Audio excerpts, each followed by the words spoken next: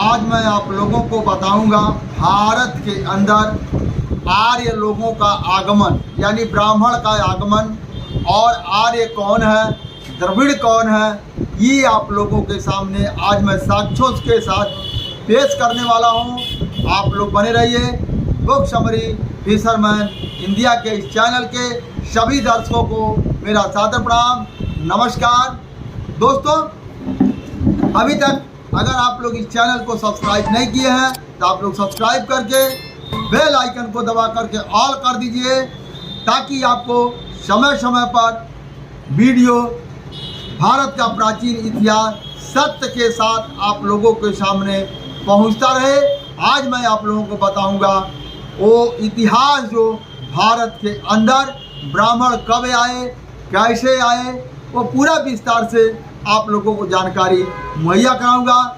दोस्तों, बिना कुछ देर किए हुए मैं जल्द से उस पैटर्न पर आ रहा हूं जिस पैटर्न को आप लोग बेसब्री से आप लोगों का इंतजार है। दोस्तों, मैं आप लोगों को बताऊं 700 ईसा पूर्व के आसपास, 700 ईसा पूर्व के आसपास यानी महात्मा बुद्ध के जन्म से कुछ पहले की बात है। 700 ईसा पूर्व के आसपास दियोदास नाम का एक ब्राह्मण का राजा हुआ करते थे। उनकी निगरानी में ब्राह्मण का भारत में आगमन हुआ। मीडियन प्रांत यानी इराक के आस पास से ये लोग हमारे परसाई देश में आए। जो आज का भारत है ये कभी परसाई देश हुआ करता था। परसाई देश में इनका आगमन हुआ। इस क्षेत्र से निकलकर भारत की ओर उन्होंने हिंदू कुश पर्वत अफगानिस्तान के रास्ते भारत में इन लोगों ने प्रवेश किया। दोस्तों, वहाँ से आगे मैदानी भाग में आए लोग, लेकिन मगर यहाँ आने के बाद यहाँ की गर्मी उनको बर्दाश्त नहीं हुई। फिर वह यहाँ से रिटर्न पहाड़ी क्षेत्र में वो लोग वापसी चले गए। इस प्रकार घूमते घूमते वो लोग मेरू पर्वत तक गए।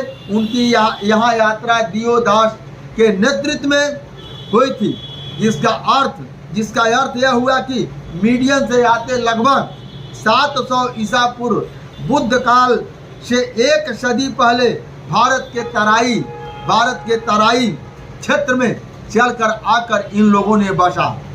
भारत के तराई क्षेत्र में चल करके पहली बार इन लोगों ने आकर के बसा। भगवान बुद्ध के समय तक वह लोग कई स्थानों पर अपनी बस्ती बना चुके थे। भगवान के बुद्ध के समय तक कई स्थानों पर यह लोग अपनी बस्ती बना चुके। लगभग सभी स्थानों पर स्थानीय लोगों में बड़ा झगड़ा नहीं हुआ, लेकिन अलग पहचान उन्होंने अपने आप को कायम करने के लिए वह लग गए थे कि हम आप लोगों से बड़े हैं। जैसे कि आप लोग देखेंगे पिछले 50 साल में यूपी और बिहार, एक एग्जाम्पल मैं देता हूँ। पिछले 50 साल में यूपी और बिहार के अंदर क्या हुआ, जाति व्यवस्थाएं कि हम बड़े हैं ये परिपक्व हो गए। जैसे पंजाब में है, पंजाबी लोग दाढ़ी रखा करके वो पंजाबी बन गए और वहाँ का उन्होंने अपना एक भाषा लाया। उस भाषा में पढ़ाई लिखाई करके उन्होंने एक अपना जाति को बनाया। अब भारत के अंदर जाति व्यवस्थाएं इतनी परिपक्व है कि भारत के लोग किसी दूसरे देश में भी चले गए तो वहाँ भी वह जाति व्यवस्थाओं को उन्होंने स्थापित किया। यहाँ तक कि भारत के अंदर कोई भी धर्म में आया, चाहे मुस्लिम धर्म में आया, चाहे सिख धर्म में आया, चाहे ईसाईयत आया। तो दोस्तों, ये जितने भी धर्म आए, लेकिन यहाँ इतनी ज़्यादा जाति की परिपक्वता बढ़ गई कि लोग उससे अछूता नहीं बचे। बुद्ध काल तक इस कोशिश में ब्राह्मण लोग असफल रहे। जाति व्यवस्थाओं का जहर ये लोग महात्मा बुद्ध के समय तक खोल नहीं पाए। महात्मा बुद्ध के समय तक जाति व्यवस्थाएं नहीं लागू हुआ। यहाँ तक कि संदर कोस्ट राजा के बाद भी उनके कई पीढ़ी बाद तक अशोक सम्राट तक कोई जाति व्यवस्था भारत के अंदर नहीं आए। यहीं पर जो भारत के महान जो लेखक हुए, महावीर स्वामी, भगवान बुद्ध, चारवाक दर्शन, उपनिषद, यानी उपनिषद जो यहाँ के मूल निवासी रचयिता भारतीय सिपाही वर्ग के लोग थे, यहाँ के जो इन सब चीज़ों को रचयिता भारतीय मूल के लोग थे, जिसे राजन्य और फिर छत्री नाम दिया गया था। अंत में ब्राह्मण से हारने के बाद वह शूद्र कहलाए। अंत में जब वहाँ पर वो आ गए, स्थापित हो गए, तो इन लोगों ने यहाँ के लोगों के ऊपर इन लोगों ने इतना अत्याचार किया, अपने आप को बड़ा स्थापित कर दिया गया और स्थापित करके यहाँ के राजाओं को इन लोगों ने हराया। हराने के बाद भारत के मूल निवासियों को शूद्र कह दिया गया। भारत के जितने मूल निवासी हैं सभी को शूद्र कह दिया गया और शूद्र बना करके तमाम धर्म ग्रंथ भी लिख दिया गया कि आप लोग शूद्र हो। आज के बोलचाल भाषा में, परिभाषा में बहुत सारे जगहों पर हमने देखा, बहुत सारे लोगों ने ये कहा, जब आपसी इनका झगड़ा होता है, आपसी वाद विवाद होता है, तो कहते हैं, बहुत सारे लोग कहते हैं ये हम लोग जो शूद्र हैं, शूद्र लोग जो है इसीलिए पीछे हैं। यानी उन्होंने इतने माइंड को तैयार कर दिया कि हम अपने आप को शूद्र मानने लग गए, पहचानने लग गए और जानने लग गए और एक दूसरे को हम लोग नीचा दिखाने लग गए। एक दूसरे समस्त भारतवर्षवासी को अंदर इतनी जातियां का व्यवस्थाएं फैला दिया गया, एक जाति दूसरे जाति को हमेशा नीच और अछूत मानने लग गया और इसी वजह से भारत की सारी जातियां एक नहीं हो पा रही है। आज भी वही चल रहा प्रचलन, एक होने का नाम नहीं ले रही है और इसलिए भारत के अंदर जाति व्यवस्थाओं को खत्म करने के लिए एक सरकार को एक अभियान चलाना चाहिए जिससे जाति व्यवस्थाएं खत्म हो जाए। और जाति व्यवस्थाएं खत्म करने के लिए सिर्फ ओनली फॉर एक ही विकल्प है, एक ही विकल्प है, मेरे विचारों के अनुसार एक ही विकल्प है। वह विकल्प ये है कि जैसे कोई मैरिज सर्टिफिकेट बनवाता है, शादी का सर्टिफिकेट बनवाता है, तो शादी का सर्टिफिकेट, मैरिज सर्टिफिकेट अंतर जातीय जो विवाह होगा उसी को मिलेगा, वरना नहीं मिलेगा। इस तरह से जिसको जरूरत पड़ेगी वो अंतर जाति विवाह करेगा। जब अंतर जाति विवाह होगा तो क्या होगा, सभी लोग आपस में एक हो जाएंगे। अब आइए, मैगस्थीन हिंदू कुश पर्वतीय क्षेत्र, आर्यन प्रांत, देखिए आर्य कौन था। अब उसके जब उस समय का जब आप किताब देखेंगे 1824 की, जितने भी भारत का प्राचीन इतिहासों को लेख में पाएंगे तो भारतीय लोग आर्य थे, बाहर से जितने भी लोग आए वह द्रविड़ थे।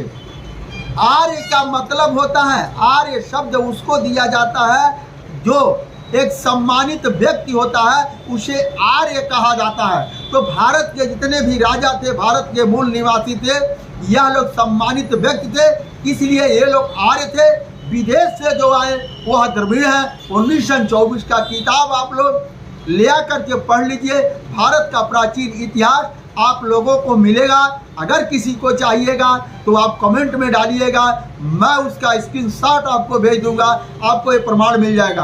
भारतीय लोग ही आ रहे हैं, वो द्रविड़ है। इस तरह से यहाँ के लोगों को क्या कह दिया गया, द्रविड़ कह दिया गया। आर्य लोगों को नीच बना करके द्रविड़ कर दिया गया। हम उनके द्वारा स्वयं को आर्य कहे जाने वाले इसलिए उठ रहे क्योंकि पुराने समय में जितनी बार भगवान बुद्ध से ब्राह्मण लोगों ने मिला, उतनी बार भगवान बुद्ध को आर्य नाम के शब्द से नवाजा। जितनी बार ब्राह्मण ने मिला, विदेशी लोग जब भी आकर के महात्मा बुद्ध से मिले, यहाँ तक कि सम्राट अशोक सम्राट तक मिले, चंद्रगुप्त मौर्य तक जब भी लोग विदेशी आकर के मिलते थे तो उनको आर्य शब्द से ही नवाजते थे। जैसे कि आज पढ़े लिखे लोग कोर्ट कचहरी में हैं, बड़े ऑफिसों में हैं, उनको सर कहा जाता है, यानी सम्मानित व्यक्ति को सर कहा जाता है। उसी तरीके से भारतीय लोगों को उस टाइम विदेशी लोग जब आते थे तो आर्य कहते थे। लेकिन आज क्या हुआ, उसको सारा बदल करके पद्धति को, सारा सिस्टम को ही खत्म कर दिया गया, जो कि महात्मा बुद्ध को, जितने भी विदेशी लोगों ने आया, चंद्रगुप्त मौर्य को, अशोक सम्राट को, सभी लोगों ने इन लोगों को आर्य कहा। आर्य कहा, आर्य का मतलब मैंने आप लोगों को बताया। अर्थात आर्य बुद्ध काल तक जाति सूचक नहीं था। आर्य जो है बुद्ध काल से लेकर के आपको अशोक सम्राट तक जातीय सूचक नहीं था। यह एक सम्मानित नाम था, यह एक सम्मानित नाम था। आपको जैसे मैंने बताया दफ्तरों में, इसको पलट करके आप देखिए तो ये आपको जगह जगह पर ये प्रमाण मिलता है। और इसको जानने के लिए, समझने के लिए, अगर किसी को नहीं समझ में आता है तो आप कमेंट बॉक्स में अपनी बात को रखिए और आपको 1924 को किताबों का यह बात बताई जाएगी। जो चारवाक दर्शन को आप पढ़ेंगे, चारवाक दर्शन को पढ़ेंगे, ये सारी बातें हकीकत आपके सामने मिल जाएगा।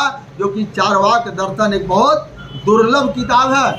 अब दुनिया का कोई लेखक इस जाति व्यवस्थाओं पर, इस जाति व्यवस्थाओं के अंदर तह तक जाने के लिए कोई भी आदमी कार्य नहीं किया। लेकिन दुनिया में एक ऐसे भारत पुरुष हुए, वह सत्यबोधी भीमराव अंबेडकर, ऐसे महापुरुषों ने वो जाति व्यवस्थाओं के जड़ तक जाने का कार्य किया और जड़ तक जा करके जाति व्यवस्थाओं को उन्होंने उजागर करके भारत वर्ष के लोगों को एक एक इतिहास को बताने का कार्य किया। दोस्तों, आज तक मेरा ये वीडियो यहीं तक। आगे आप लोगों को समझ में आया होगा, इसको कमेंट बॉक्स में अवश्य आप लोग लिखिएगा। समझ में आएगा, इसको लाइक और शेयर करिएगा। दोस्तों धन्यवाद।